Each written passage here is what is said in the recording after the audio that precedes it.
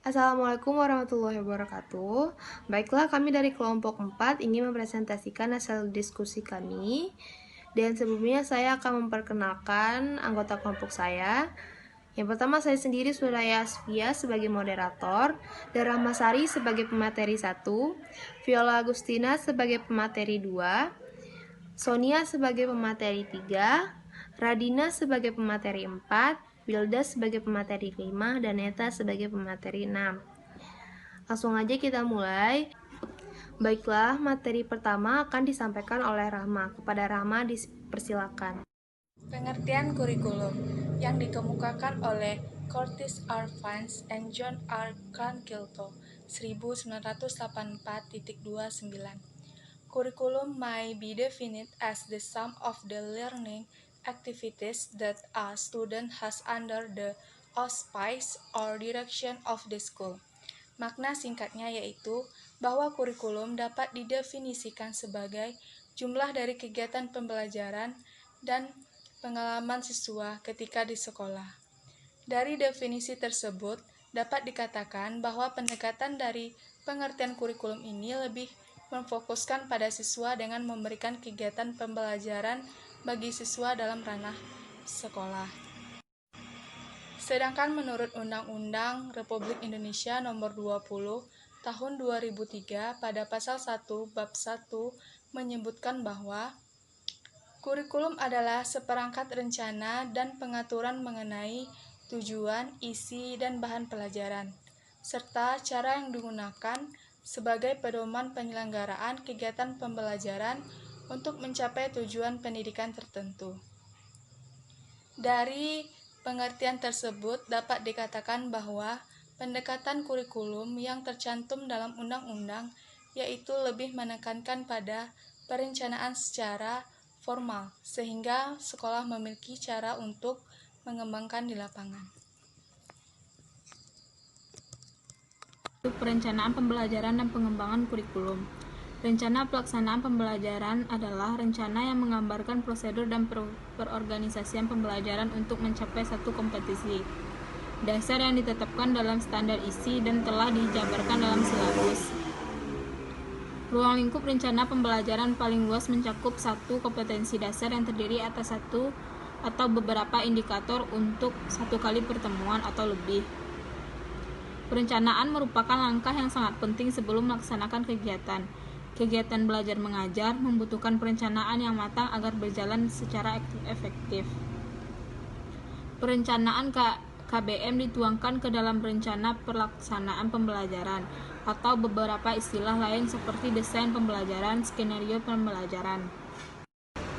Pengembangan kurikulum dan kegiatan yang dilakukan agar kurikulum yang dihasilkan dapat menjadi bahan ajar dan acuan yang digunakan untuk mencapai tujuan pendidikan nasional.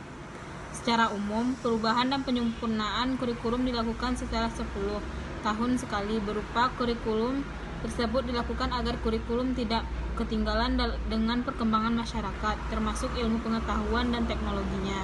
Pengembangan kurikulum pendidikan, teknologi, dan kejuruan.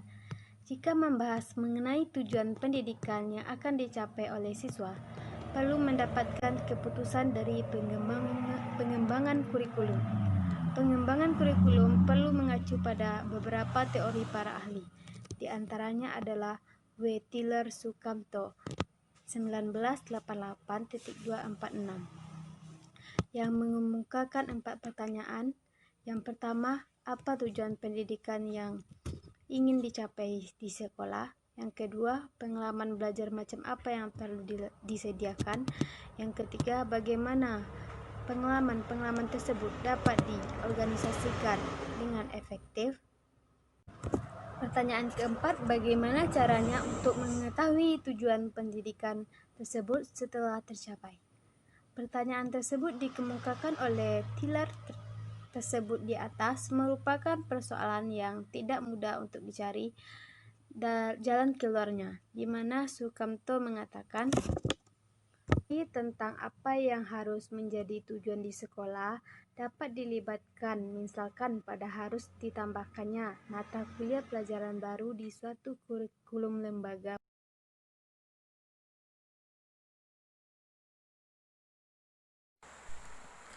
Model pengembangan kurikulum pendidikan teknologi dan kejuruan. 1. Subject Center Kurikulum. 2. Kurikulum inti. 3. Cluster Based Kurikulum. 4. Kurikulum berdasarkan kompetensi. 5. Kurikulum terbuka. Ciri pokok pengorganisasian kurikulum ini yaitu bahwa A. Proses pembelajaran secara individual penuh. B. Ditekankan pada belajar peserta didik. C. Adanya diferensiasi tugas staf pengajar dan personal penunjang. D. Dalam hal keluar masuknya peserta didik dalam suatu program yaitu entry dan open excite. E. Penggunaan multimedia dan paket instruksional. Fungsi, peran, dan organisasi kurikulum pendidikan teknologi kejuruan. 1. Fungsi pendidikan teknologi dan kejuruan. 2. Peran dari pendidikan teknologi dan kejuruan. Manfaat bagi dunia kerja. 1. Dapat memperoleh tenaga kerja berkualitas tinggi. 2. Dapat meringankan biaya usaha. 3. Dapat membantu memajukan dan mengembangkan usaha. Manfaat bagi masyarakat. 1. Dapat meningkatkan kesejahteraan masyarakat. Bagi tenaga kerja terdidik terampil untuk bekerja sesuai bidangnya tentu akan memberi peluang untuk dapat bekerja, mendapat penghasilan memadai. 2. Dapat meningkatkan produktivitas nasional. Produktivitas setiap orang, tenaga kerja berkualitas akan dapat meningkatkan penghasilan negara. 3. Dapat mengurangi pengangguran. Banyaknya tenaga kerja terampil kejuruan yang terarah dapat mengurangi pengangguran. Baiklah, yang selanjutnya organisasi kurikulum pendidikan teknologi dan kejuruan. Pengertian organisasi kurikulum, yaitu pola atau bentuk bahan pelajaran disusun dan disampaikan kepada murid-murid. Tujuan organisasi kurikulum, karena kurikulum merupakan rencana untuk keperluan pelajaran anak, maka bahan pelajaran harus dituangkan dalam organisasi tertentu agar tujuan pendidikan dapat tercapai. Selanjutnya, faktor-faktor dalam organisasi kurikulum. Yang pertama, integrasi. Dengan kurikulum berdasarkan mata pelajaran terpisah-pisah, besar kemungkinan pengetahuan yang dimiliki siswa lepas-lepas. Yang kedua, skop. Skop atau ruang lingkup kurikulum berkenaan dengan bahan pelajaran yang harus diliputi. Yang ketiga, kontinuitas. Dengan kontinuitas dimaksud bahwa bahan pelajaran senantiasa meningkat dalam keluasaan dan kedalamannya. Yang kelima, keseimbangan. Keseimbangan dapat dipandang dari dua segi, yaitu keseimbangan isi, yaitu tentang apa yang telah dipelajari, dan keseimbangan cara atau prosedur belajar.